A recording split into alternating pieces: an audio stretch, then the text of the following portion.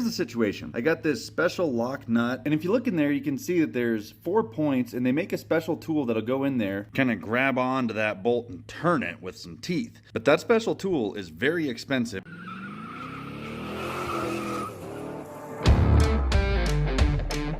Now I searched the internet for the tool on this, and it's upwards of $100 just for this tool to do this one specific bolt. And I thought, well, that's insane. So I went and grabbed an extra socket. This is the largest one that I'm willing to destroy to do this. And my thought is I put some painter's tape on here.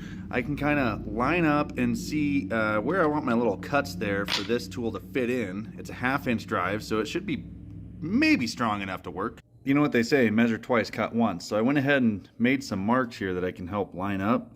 And if you look at this, you can see my little marks here lining up pretty close.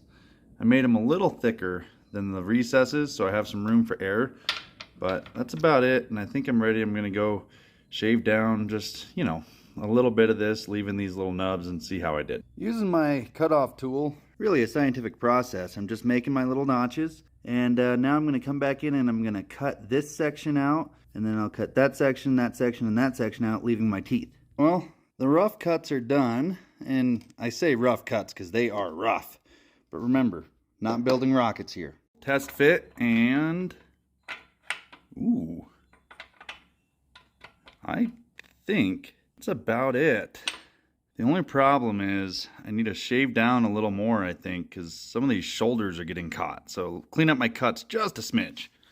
I cleaned it up a little bit, and I'm pretty happy with this fit. I feel like it's going to be okay. We're going to give it a go here. Used a breaker bar, and wouldn't you know it, this tool here worked like a glove. And now you can see just a little better how that all fits together. This tool here cost me, I don't know, it came out of a set, so $1 instead of $60, and it worked like a charm. It's just called a lock nut, I guess, which is confusing because lock nuts are called many different things for many different forms, but